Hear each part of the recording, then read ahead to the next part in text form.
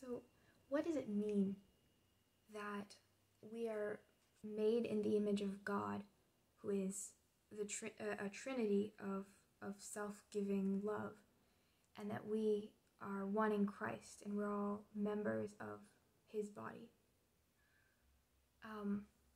So love is like self-giving, right? And that's also how we are fulfilled as people, when we give ourselves completely to other people and receive in return.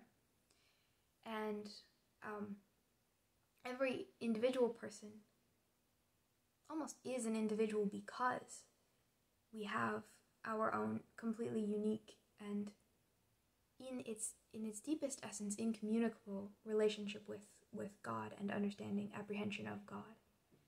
And then we also have a completely unique, irreplaceable kind of relationship with each other person that we love. Source: George MacDonald, Clive Staples Lewis, and the book Theology of the Body. But like, you know this with, say, like your husband or wife, or like your best friend, or your family. You aren't yourself without those other people. Like, they're part of you. Nobody could replace them, and if you lose them, you've lost part of yourself. But first of all, this is true with you and every single other person. You know, like your spouse, your family members, also the people in your church, also the person who checks you out at the grocery store, the homeless person like that you pass on the street, somebody in China that you will never meet on this earth.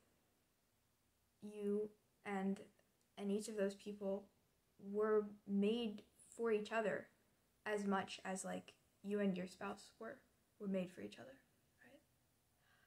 right? Like the fullness of love in eternity between each person will fulfill and swallow up all of our categories of like earthly love, you know, your like childhood best friend, your sibling, your husband, your mother.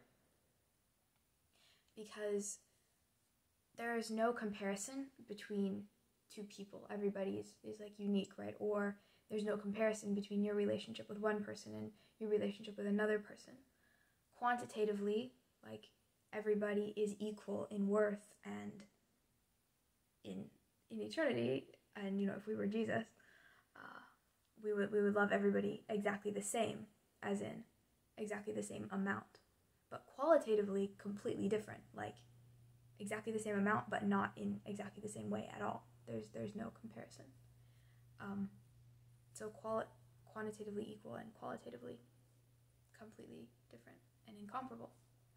So the truth is that every other person is like your beloved, your love. Like when you pass somebody on the street randomly, like when you work with someone for a couple of months, or just these casual kind of half relationships, interactions that we have, every time that you meet somebody new, that is the beginning of like your and their story, which you will eventually see will flower into something that's just as precious as like how you met your husband or wife, or like your closest friend or something. It reminds me of the Dictionary of Obscure Sorrows word sonder, the relationship that each random the realization that each random passerby has a whole inner life, and they're a whole person. And that's just like so many of the urges and griefs and desires we have on this earth. It's something that is wanting, it's wanting to, you know, I want to know that person, like I want to love that person. And in the end, there's the same thing, to know someone completely and love them completely, but that can't be fulfilled on the earth. But it's there, and it's kind of in all of us, and that just goes to show. Anyway, so secondly, like, the people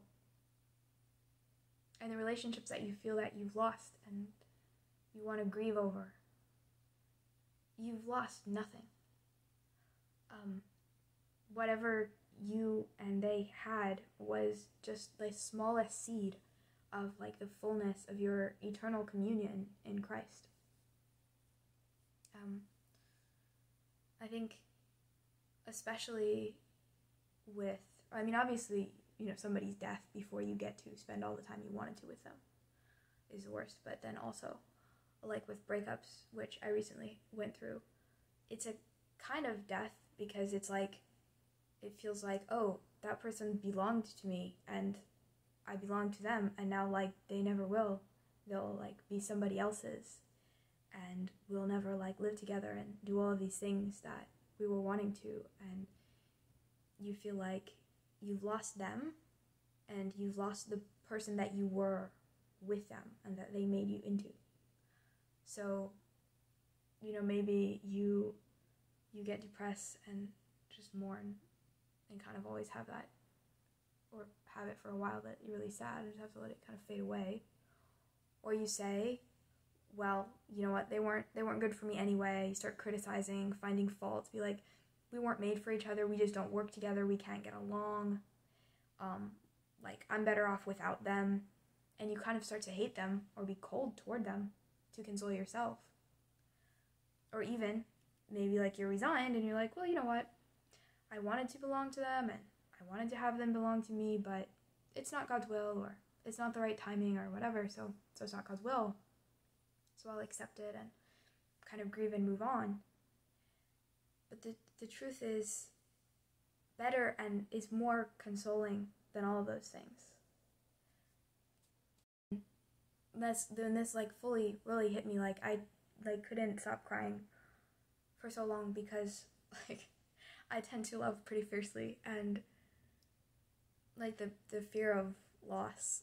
I can't say loss now because it's a meme and all I think about is a meme. But the fear of like losing a person, which is like the most precious thing there is, right? That's like really devastating. But the truth is that if you weren't just lusting after that person, but if you loved them for just who they were as like a full human being, you've lost nothing. Faith is the substance, the underlying reality of the things that we hope for. You and that person do belong to each other in Christ, just as much as you and every other individual. And you belong to each other in exactly that like completely unique way that you had just begun to discover in this life, and that you know got cut off for a while. But like, you truly aren't complete without them, and vice versa. Like, that's true. And in eternity, when our life really starts, because this ain't life. So like in eternity, you're going to love each other more fully than you would ever have been able to on earth, even if you had like the best marriage ever for 50 years and like had 3 children, whatever. And then, you know, if they end up living this life with somebody else, that other person doesn't threaten you and them. There's like no comparison, right? And you also don't threaten like them and that other person, and you and that other person don't threaten that, etc. It's not something that's like an exclusive.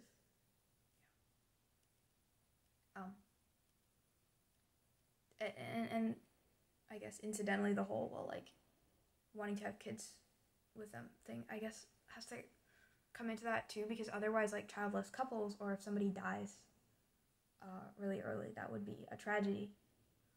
So I guess it has to be something about like God knowing and choosing which people to create, and then in eternity, even like the category of a parent and child and like your genetic relationship to somebody is going to be fulfilled and transformed. So it won't really matter who begat whom, something like that. Anyway, we don't lose anything. That's kind of the point. Christ is risen, right? Death is defeated, and nothing that's real dies.